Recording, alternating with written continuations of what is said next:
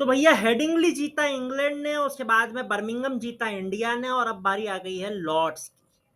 तो लॉर्ड्स के अंदर जाने से पहले टीम इंडिया के लिए एक बहुत बड़ा सवाल है कि भैया नंबर 3 के स्पॉट पर कौन खेलेगा। कंटेंडर हमारे पास दो ही है, लेकिन दिक्कत यह है कि भैया नंबर 3 एकमात्र वो स्पॉट रहा है जहां पर खेलने वाले दोनों बैटर्स अब तक सीरीज में फ्लॉप ही हुए हैं, दोनों ने कुछ भी अच्छा किया नहीं है। और लेकिन उनके अलावा भैया सारे स्पॉट से जो है रन आए हैं, चाहे आपके ओपनर्स हो, चाहे आपके 4 पे शुभमन गिल हो या 5 पे ऋषभ पंत हो, या इवन नंबर 6-7 के आपके जो लोअर ऑर्डर के बैटर्स हैं उन्होंने भी अच्छा खासा कॉन्ट्रीब्यूट किया है। अब देखना पड़ेगा भैया कि नंबर 3 के बैटर्स कब अपने सॉक्स पुल करेंगे, और उस पर खिलाने के लिए हमारे पास में ऑप्शन है दो भैया। पहला ऑप्शन है साई सुदर्शन, जो कि पहला मैच खेले थे। सबसे पहले साई सुदर्शन के प्रोज एंड कॉन्स की बात कर लेते तो भैया साई सुदर्शन यंग है, डायनामिक है, लेफ्ट हैंड ऑप्शन है, और साथ ही में भैया अगर ये बंदा चल जाता है तो आपके 5-10 साल की जो है नंबर 3 की छुट्टी हो जाएगी और वो स्पॉट अपना बना लेंगे साई सुदर्शन। लेकिन भैया फिर आते हैं कॉन्स पर, और कॉन्स एक ही है बॉस।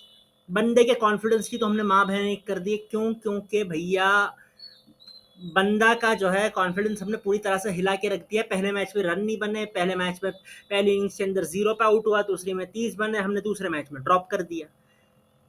अब ड्रॉप कर दिया तो भैया कॉन्फिडेंस बंदे का वैसे ही गिर गया है। पहले में नहीं खेला, तीसरे में खेल रहा है, पहले में खेला और अब तीसरे में खेल रहा है, तो वो बंदा तो बुमराह है नहीं कि उसका कॉन्फिडेंस सातवें आसमान पर होगा, उसका तो नहीं होगा। सो वैसी वाली बात है यार। लेकिन अब उसके साथ में दूसरा ऑप्शन है जी हमारे पास, करुण नायर, क्योंकि दूसरे गेम के अंदर खेले थे करुण नायर की। अगर प्रोस की बात करें तो भैया सीधी बात है, बंदे के पास एक्सपीरियंस है। 300 बनाना आफ्टर ऑल बड़ी बात होती है। हालांकि उस 300 के बाद उन्होंने 7 मैचेस में कुछ 15 के एवरेज से रन बनाए, वो बात अलग है, लेकिन 300 बनाए तो है। और लेकिन करुण नायर भैया एक चीज जो अगेंस्ट जा रही है वो ये है कि इस सीरीज के अंदर 4 मैचेस में भले ही प्रैक्टिस गेम के अंदर डबल 100 बनाई होगी, लेकिन इस सीरीज के 4 इनिंग्स के अंदर तो भैया करुण नायर का जो है खाता खाली रहा है। आप करुण नायर से एटलीस्ट 15, 31, 24 ये तो एक्सपेक्ट नहीं ही करेंगे। आप उनसे बेटर एक्सपेक्टेशंस रखते हैं, क्योंकि भैया उनकी जगह, उन्हें जिनकी जगह खिलाया जा रहा है उसका नाम है सरफराज खान, और वो दिन के अंदर 200 मार सकता है। सो वैसा वाला एक बंदा वो बाहर बैठ रहा है, उसके अगर करुण नायर खेल रहे हैं तो करुण नायर से ऑफकोर्स एक्सपेक्टेशन जो है हाई होनी चाहिए, लेकिन हाई एक्सपेक्टेशन पर करुण नायर ने डिलीवर नहीं किया। अब आता है भैया बड़ा सवाल कि ये दोनों कंटेंडर तो हो गए, लेकिन इन दोनों में से लॉर्ड्स में नंबर 3 पर कौन खेलेगा। देखो भैया मेरी मानो तो मेरे हिसाब से तो यार साई सुदर्शन को चांस देना चाहिए, बिकॉज करुण नायर ने 2 मैचेस के अंदर ठीक ठाक परफॉर्म नहीं किया, चाहे वो नंबर 5 हो चाहे वो नंबर 3 हो। सो ऐसे में भैया साई को चांस दे दीजिए। साई को ऐसा लगेगा कि टीम मुझे बैक कर रही है, और फिर साई को बैक कीजिए और करते ही रहिए। क्योंकि फिर मैं चाहता हूं कि आप नंबर करुण नायर को नंबर 5 पे खिलाइए, साई को 3 पे खिलाइए और खिलाते रहिए।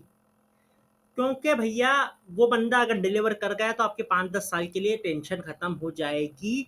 और यही मेरे हिसाब से नीड ऑफ द आवर है कि आप एक प्लेयर को लॉन्ग ग्रोथ दी, बिकॉज भैया उनके अलावा आपके सारे बंदे शॉर्ट है। आपको कोई इशू नहीं आएगा आगे अपनी टीम के साथ, अगर आपने साई सुदर्शन को नंबर 3 पर खिलाया और वो अच्छा परफॉर्म कर गए तो।